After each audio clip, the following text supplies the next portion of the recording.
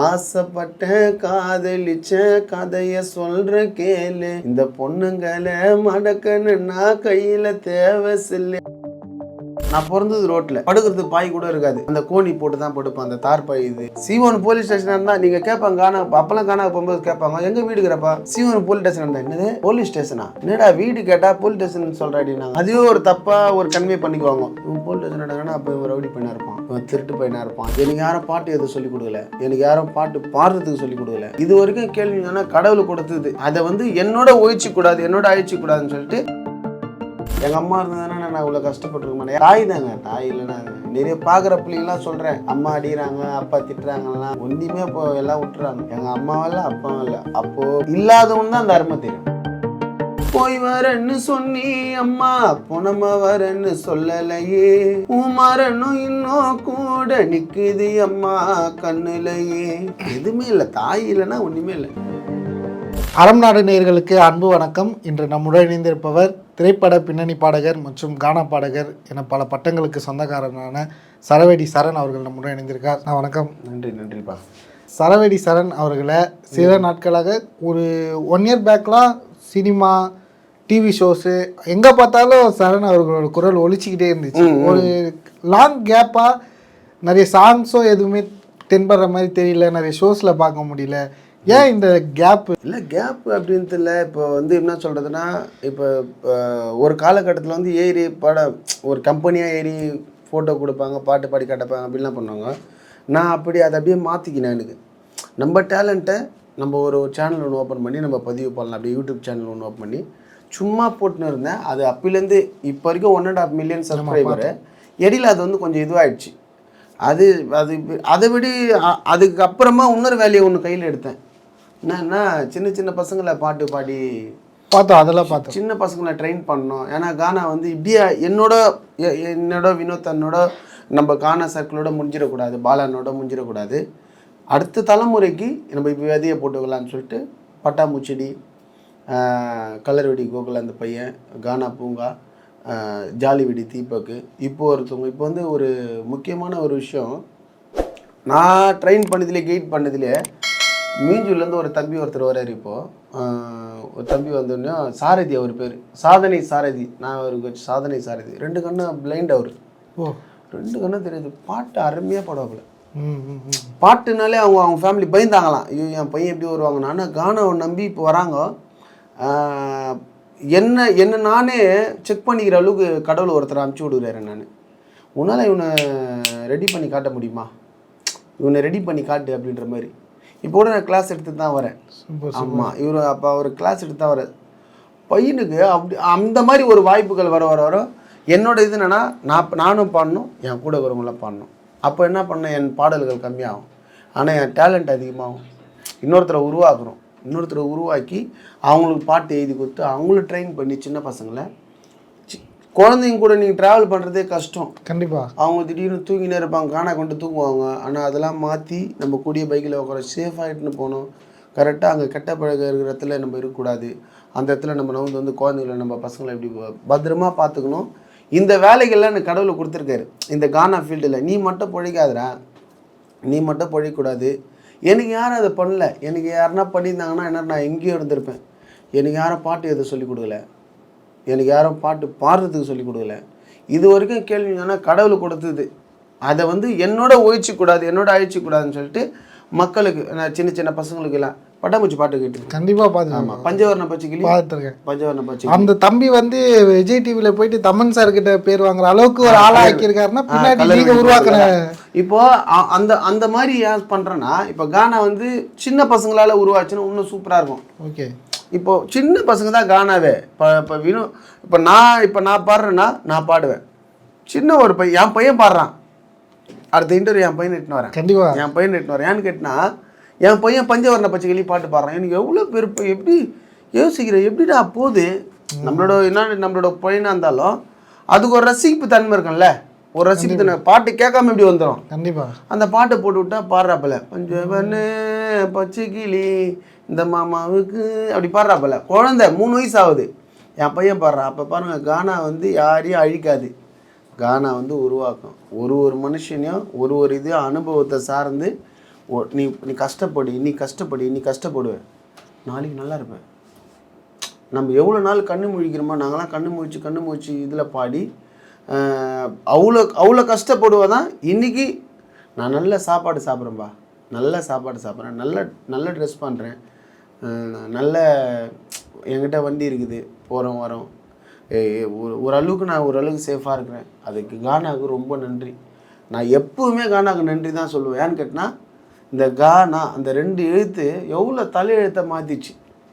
நான் பிறந்தது ரோட்டில், கண்டிப்பாக படுக்கிறதுக்கு பாய் கூட இருக்காது, அந்த கோணி போட்டு தான் படுப்பேன், அந்த தார்பாய். இது நீங்கள் அந்த பிறந்த அந்த பகுதிக்கெல்லாம் வேசார்பாடி இல்லை, வேசார்பாடியில் வேசார்பாடி நாங்கள் வீடு வந்தது.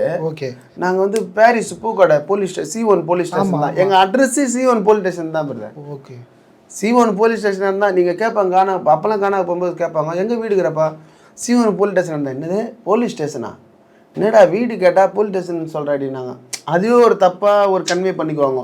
இவன் போலீஸ் ஸ்டேஷன் நடங்கன்னா அப்போ இவன் ரவுடி பையனாக இருப்பான், இவன் திருட்டு பையனாக இருப்பான், இவன் கெஞ்சா ஏதோ ஒரு சம்திங் எதனா ஒரு வேலை பண்ணியிருப்பான் அப்படின்ற மாதிரி நினச்சிக்குவாங்க.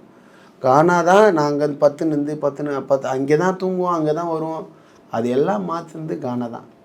கானா மேலே இன்ட்ரெஸ்ட் ஆகிட்டு சும்மா ஆக்சிடென்ட் மாரி வந்துச்சு கானா.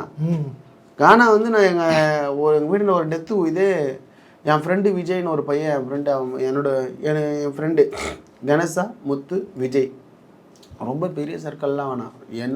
நான் சரண் யாருன்னா, நான் பிக் பாஸ் போயிட்டால் கூட அவங்கள தான் நீங்கள் இன்டர்வியூ எடுக்கணும். கண்டிப்பாக எல்லாத்தையும் சொல்லுவாங்க. ஆமாம், எல்லாமே இப்போ சரணுக்கு இது பண்ணால் சரணுக்கு தெரியாதுன்னா அந்த மாதிரி எல்லாமே தெரியாதுங்க அப்படின்ற மாதிரி சொல்லுவாங்க. விஜய் சொல்கிறான், கானா ஒன்று எடுக்குதுடா வாடா. நாங்கள் கானா என்னடான்னு கேட்குறான் அவங்ககிட்ட. கானா மச்சான் பாட்டை மாற்றி பாடுவாங்க. இப்போ வந்து சறுக்கி வச்சிருக்கேன் இறக்கி வச்சிருக்கேன் இந்த பாட்டு பாடுறாங்கன்னா அதை அப்படியே மாற்றி பாடுவாங்கண்ணா. சரி ஓகே, உள்ளுக்குள்ள சக்கரவர்த்தி நான் உண்மையில் மெழுகுவத்தி, இந்த மாதிரி ஒரு பாட்டு ஒன்று பாடுறாங்க, அதை மாற்றி பாடுறாங்க. எப்படி இவங்களால முடியுது? ரொம்ப கஷ்டம். என்னன்றனா எப்படி முடியுது? அப்படியே மாற்றி பாடுறாங்க. திடீர்னு ஒரு பேர் சரண்னு ஒரு பேர் சொன்னால் அந்த சரண் பேர் வைக்கிறாங்க, இது வைக்கிறாங்க. எப்படி இதெல்லாம் இவங்களால் முடியுது? எப்படி இவங்களால் இது பண்ண முடியுதுன்னு எனக்குள்ளேயும் ஒரு கேள்வி. அன்றைக்கி ஃபுல்லாக தூங்கவே இல்லை. வந்துன்னு பத்துக்குன்னு வெடிய எப்படி பாடுறாங்க பெணத்தினேக்கிறேன். எங்கள் அம்மா எனக்கு பேய் பிடிச்சிச்சான்னு சொல்லிட்டு எனக்கு தர்காங்கெல்லாம் இட்டு மந்திரிக்கிறாங்க. அந்த மாதிரி ஆயிடுச்சு. நாளுக்கு கானாவோட ஈடுபாடு அதிகமாகுது. அப்போல்லாம் கொரியன் செட்டு தான், அதை வச்சு பாட்டு கேட்டுனாரு. வினோதன பாட்டெலாம், பழனி அப்பா பாட்டு, அந்தோனி அப்பா பாட்டு, நாதன் அப்பா பாட்டு, ரேவரி அப்பா பாட்டு, இந்த மாதிரி எல்லாரோட பாட்டும் ஒன்று கேட்டுன்னு இருக்கும்போது எப்படி நான் கானா பாடுகிற ஆகணும்னு நினச்சது வந்து இந்த பாட்டை மாற்றி பாடுறதுதான் கானா பாடுகிற ஆகணும்னு நினச்சேன். எப்படி மாற்றுறாங்க? இப்போ மாங்குயிலே பூங்குயிலே சேதி ஒன்று கேளு, உன்னை மாலையிட தேடி வரும் நாள் எந்த நாள், இப்படி பாருன்னு வச்சுக்கோ. நான் ஃபஸ்ட்டு எழுதின பாட்டு, ஆசைப்பட்டேன் காதலிச்சேன் கதையை சொல்கிற கேளு, இந்த பொண்ணுங்களை மடக்கணுன்னா கையில் தேவை செல்லு. அப்போ செல்லுண்டா தானே. அப்போ வந்து ஒரு செல்லு இருந்தால் சும்மா பேசிட்டு போனால் இல்லை மஜா. அப்போ அந்த காலகட்டமே அப்படி தான். அப்படி எழுத ஆரம்பிச்சு அப்படியே வந்து கானா தான். ரோட்டில் இருந்தோடனே வீட்டுக்கு எத்தனை வர வச்சுச்சு கானா. வீட்டில் இருந்தோடனே நான் அப்புறம் நிறைய வேலை, நான் செய்யாத வேலையே இல்லை. மெடிக்கலில் வேலை செஞ்சுக்கிறேன், மீன் வண்டி ஓட்டிக்கிறேன், மாட்டு வண்டி ஓட்டிக்கிறேன், லோடு வேலை செஞ்சுக்கிறேன், ஹோட்டலில் வேலை செஞ்சுக்கிறேன், ஆமாம் பெருகிற வேலை செஞ்சுக்கிறேன், பெயிண்ட் அடிக்கிற வேலை செஞ்சுக்கிறேன், எல்லா வேலையும் செஞ்சுட்டேன். நான் எனக்கு கானாவில் வந்து அதான் என்ன இப்போ என் வாழ்க்கையை நான் ஏன் நல்ல சாப்பாடு சாப்பிட்றேன்னா, நல்ல சாப்பாடே பார்க்க முடியாது. என்ன ரோட்டில் இருக்கிறோம், மழை அடிச்சா காற்று எங்கே போய் ஒதுங்குங்க. அப்படியே பட்டாலும் இன்றைக்கி நான் அப்பார்ட்மெண்ட்டில் இருக்கிறேன். அப்போ நான் கானாவை நான் எந்த அளவுக்கு ரசிக்கணும், வந்து எப்படி போகணும். இந்த கானா என்னை எந்த அளவுக்கு மாற்றிது, என் ட்ரெஸ்ஸை மாற்றிச்சு, உடம்பு மாற்றிச்சு, முகத்தை மாற்றிச்சு. ஃபஸ்ட்டு இருந்த போட நான் உனக்கு அமுச்சு விட்றேன், அதை போடு. இப்போ நான் அமுச்சு விட்றேன் உனக்கு, அந்த போட்டை அமுச்சு விட்றேன். இது சரணான்னு சொல்லிட்டு இந்த சரணுக்கு இந்த சரணி தான் பாருங்க. இப்போ பார்க்குற மாதிரி இருக்கிறேன்னா அப்போ பார்க்கவும் முடியாத அளவுக்கு இருப்பேன். இப்போயாச்சும் பார்க்குற மாதிரி இருப்பேன். அப்போ பார்க்க முடியாத அளவுக்கு இருப்பேன். ஏன்னா அப்படியாப்பட்டதை கானா தான் மாற்றிச்சு. பேர் கீர் எல்லாத்தையும் மாற்றிச்சு. எங்கள் அம்மா ஜீ தமிழில் போனது காரணம் கானா தான். காஞ்சனா 3ல் பாடினது காரணம் கானா தான். ஒரு குச்சி ஒரு குல்பிக்கா வாய்ப்பு தேடி வர காரணம் கானா தான். கானாலாம் எதுவுமே இல்லை. அதை தான் கானாவுக்கு வந்து கடைசி வரைக்கும் கானாவால் நம்மளோட அழிஞ்சிடக்கூடாதுன்னு சொல்லிட்டு நிறைய பேர். சரி, நாங்கள் நிறைய இடத்துல பார்த்துருக்கோம். எந்த இடத்துலையுமே நீங்கள் அம்மாவை வந்து விட்டு கொடுத்து பேச மாட்டீங்க, எல்லாமே பார்த்துருக்கோம். நீங்கள் இந்த மாதிரி நல்லா உயர்ற டைமில் அம்மா உங்களை விட்டு போனது, ப்ளஸ் நீங்கள் நல்லா இருக்கும் போது அம்மா உங்களை பார்த்துனது எல்லாம் எப்படி இருந்துச்சு? அம்மா நான் ஜீ தமிழில் படும்போதெல்லாம் கூட தான் இருக்கிறாங்க. அப்போவே நல்ல இதுதான். அப்போ பயங்கரமாக சம்பாதிப்பேன்பா நான். ஒரு வாரம் கச்சேரிக்கு போயிடுவேன், காரில் போய்டுவேன். ஒரு வாரம் கச்சேரிக்கு, ஒரு வாரம் கச்சேரி பெங்களூரு, பாண்டிச்சேரி, கடலூர், பண்ருட்டி, இந்த மாதிரி இந்த திண்டிவனம், விழுப்புரம், உளுந்தூர்பேட்டை, இந்த மாதிரி ஒரு வாரம் ஒரு என்ன சொல்லுவாங்க ஷெடியூல் போட்டுருவோம். ஷெடியூல் போட்டுன்னு போவோம். வரும்போது ஒரு 8 லட்ச ரூபா கையில் இருக்கு என்கிட்ட. என்னது 8 லட்ச ரூபா கையில் இருக்கும். ஒரு வாரத்தில் குறைஞ்சது 6 லட்ச ரூபாய்க்கு மேலே தான் இருக்கும். ஒரு 2 லட்ச ரூபாய் செலவாயிடும். 2 லட்ச ரூபாய் செலவாயிடும். அவ்வளோ சம்பாரிச்சோம். ஆனால் அதை சேர்த்து வைக்கிறதுக்கு அந்த அதான் கடவுள் கொடுக்கும்போது அதை எடுத்து வைக்கிறதுக்கு அந்த கெத்து இல்லை. எங்கள் அம்மா சொல்லுவாங்க, நகர்த்து விடா, வரப்போகிற யாருன்னா பொண்டாட்டி கேட்டால் எங்கள் வீட்டுக்காரர் இதுமாரி பண்ணிட்டேன்னு சொல்ல போகிறாங்கடா. எங்கள் அம்மா சொல்லுவாங்க, அவ்வளோ சொல்லுவாங்க. தாய் சொல்கிறத நம்ம அப்போ என்ன பண்ணியிருப்போம் நீங்கள் சொல்லுங்கள். அம்மோ இன்றைக்கி கச்சேரிக்கு போகிறோம், 25,000 30,000 சம்பளம் பேமெண்ட் கொடுக்குறாங்க. 1.5 லட்ச ரூபாய்லாம் பேமெண்ட் வாங்கி போய் பாடுவோம். ஜெஃப்னா போனேன். ஜெஃப்னா 4 லட்ச ரூபாய் பேமெண்ட்டு ஜெஃப்னாக்கு. நான் என்ன சொல்கிறேன்னா, எப்படியோ சம்பாரிச்சு எங்கள் அம்மாவுக்கு வந்து எங்கள் அம்மா அந்த பணத்தை விரும்ப மாட்டாங்க. என் புள்ள நல்லா இருக்குதா, ஆனால் சேர்த்து வைன்னு சொல்லினே இருந்தாங்க. அப்பயே சொன்னாங்க, நீ எத்து வைப்பா, வரப்போகிற பொண்ணு கேட்பாப்பா, எத்து வைப்பா, இதெல்லாம் சொல்லுவாங்க. ஆனால் அதை நம்ம அதான் சொல்லுவாங்கல்ல, சொன்னேன் அந்த 3 பேர் அப்படியே ஒரு ஜாலியாக இந்த ஒரு அப்படியே இருந்தது. செம்ம ஜாலியாக இருப்போம். அப்படியாப்பட்டது எங்கள் அம்மாவுக்கு வந்து எல்லாத்தையும் கொடுத்து, எங்கள் அம்மா கூட தான் சினிமாவுக்கு போவேன், எங்கள் அம்மா கூட தான் பார்க்கு போவேன், எங்கள் அம்மா கூட பீச்சுக்கு போவேன். வேறு எங்கே எங்கள் அம்மா கூட எல்லா இடமா ஹோட்டலுக்கு போனால் சாப்பிட போனால் எங்கள் அம்மா கிட்ட போயிடுவேன். சரி, இப்போ அம்மா இல்லாதது எவ்வளோ கஷ்டமாக இருக்குது? ரொம்ப கஷ்டமாக இருக்குது எங்கள் அம்மா இல்லாத. அம்மா அதை சொல்ல முடியாதுல்ல. அம்மா இருந்தாங்கன்னா அது வேறு மாதிரி ஆகிடும். எங்கள் அம்மா இருந்ததுன்னா நான் இவ்வளோ கஷ்டப்பட்டுருக்க மாட்டேன். யார்கிட்ட அந்த அளவுக்கு நம்ம சொல்ல முடியாது. தாய் தாங்க, தாய் இல்லைன்னா நிறைய பார்க்குற பிள்ளைங்களாம் சொல்கிறேன், அம்மா அடிக்கிறாங்க, அப்பா திட்டுறாங்கலாம் ஒன்றுமே இப்போ எல்லாம் விட்டுறாங்க. எங்கள் அம்மாவெல்லாம் அப்பாவும் இல்லை. அப்போது இல்லாதவன்னு தான் அந்த அருமை தெரியும். இருக்கிறவங்களுக்கு வாய்ப்பே இல்லைன்னு நான் சொல்கிறேன்ல. எனக்கு கோடி ரூபாய் கொடுத்தாலும் அந்த எங்கள் அம்மா திருப்பி வாங்க முடியாது. அதை புரிஞ்சுக்கணும் பிள்ளைங்களாம். பார்க்குற வயசு பசங்க சொல்கிறேன், நம்மளோட மாதிரி ஒரு யங்ஸ்டர்ஸுக்கு ஒரே ஒரு வேண்டுகோள் தான், காசு சம்பாரிச்சிடலாம், பணம் நீ நகை வாங்கிடலாம், இடம் வாங்கிடலாம், காரு எல்லாம் வாங்கிடலாம். அப்பா அம்மா திரும்பி போயிட்டாங்கன்னா வரமாட்டான். நீ வந்து 80 வயசில் கூட நீ ஒரு 100 கோடி ரூபாய் உனக்கு சும்மா லாட்டரி டிக்கெட்டில் கூட ஊந்துறேன்னு வச்சுக்கோ. இப்போ ஒருத்தவங்க 240 கோடி ஊந்துக்குது, அந்தமாரி கூட ஊந்துறேன்னு வச்சுக்கோ. ஜெயிச்சு தாய் தந்தை திருப்பி கிடைப்பாங்களா? கண்டிப்பாக. நீ நல்லா அம்மாவை நல்லா பார்த்துக்கணும். எனக்குலாம் கண்ணு அதான் சொல்கிறேன், தாய் இல்லாத ஒரு வழி. நான் எங்கள் அம்மா இருக்கிறவங்கள நான் அழுதுதே இல்லைப்பா. நீ யாருமே என்னை சேடாக பார்த்து இருக்க மாட்டாங்க. பெரிய கஷ்டம் வந்தால் கூட அழுவ மாட்டேன். ஏன்னு கேளு, ஊரை சுற்றி சண்டை போட்டு வீட்டுக்கு வந்துடுவேன். நிறைய ஸ்ட்ரகிள் வரும், பயங்கரமாக சண்டை வரும். சண்டைன்னா அப்படி இப்போ நம்ம பாடகருக்குள்ளேயே பயங்கரமாக பொறாமை பிடிப்பாங்க. ஒரு சில பாடகர்லாம், ஒரு குறிப்பிட்ட ஆள்லாம், அவங்களாம் எங்கள் அம்மாண்ட வந்து வீட்டுக்கு வந்தேன்னா எங்கள் அம்மா அப்படியே எனக்கு மைண்டை மாற்றிடுவாங்க. ராஜாவுக்கு ராஜா என் புள்ள நீ சொல்லுவாங்க, நல்லவனுக்கு நல்லவனாக இருப்பா. உன்னை சபிக்கிறான்னா அவனை விட்டு நீ நவுந்து வந்துடு. அவனுக்கு கெட்டது நல்லவனாக இரு, கெட்டவனுக்கு நீ நல்லவனாக இருக்கக்கூடாதுன்னு. இப்போ உனக்கு கெடுதல், நீ கெடுதல் பண்ணுறேன்னா அந்த கெடுதலை வந்து நான் ஏற்றுக்கூடாது.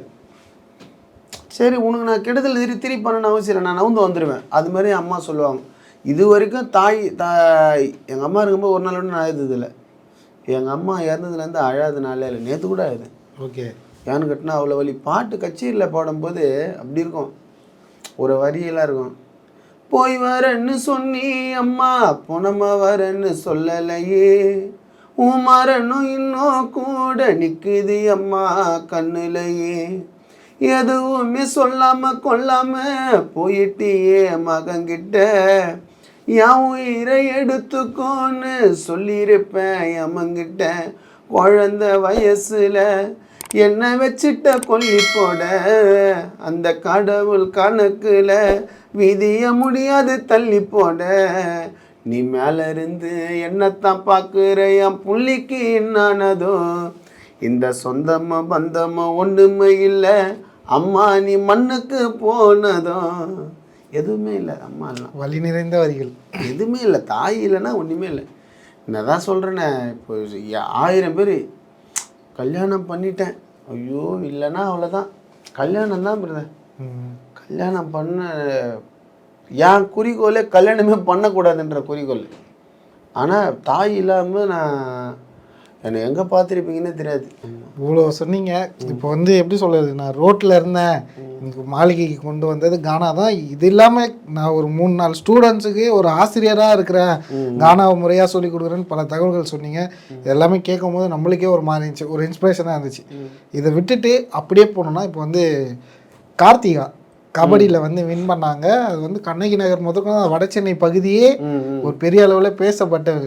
நீங்கள் எல்லாருக்குமே சாங் பண்ணுவீங்க, கொல்லுவீங்க. அவங்க கார்த்திகா அவங்க மாதிரி உங்களுக்கு நீங்கள் இந்த மாதிரிலாம் சாங் பண்ணாதான் அதான் அது. இப்போ நான் நேர்லேயே போய் பார்க்கலான்னு உங்கள் வீடியோ மூலிமா விஷ் பண்ணிடலாம். Kannagi Nagar Karthika sister super. நம்ம இந்தியாவுக்கே பெருமை சேர்த்து கொடுத்துட்டீங்க. நீங்கள் கபடியில் மட்டும் அவங்களோட ரைடு ஏறி போல் நம்ம வாழ்க்கையிலே கண்ணகி நகர்லேருந்து நம்ம வாழ்க்கை மக்களோட வழிகள் எல்லாமே வெளியே சொல்லிட்டீங்க, வெளியே தள்ளிட்டீங்க வழிகள் எல்லாமே. இருந்தாலும் என்னோட சார்பாகவும் என்னோட குடும்பத்தினர் சார்பாகவும் வாழ்த்துக்கள். விரைவில் சந்திக்கலாம் பாடலோட. கண்டிப்பாக பிரதர். பல விஷயங்களை பர்சனலாக ரொம்ப ஆல் டச்சபுளாக பல விஷயங்களை பகிர்ந்துட்டீங்க. நேரம் தந்து பதிலளித்தது நன்றி. கண்டிப்பாக இன்னொன்று பிக் பாஸில் நீங்கள் போகும்போது சந்திக்கலாம். நன்றி.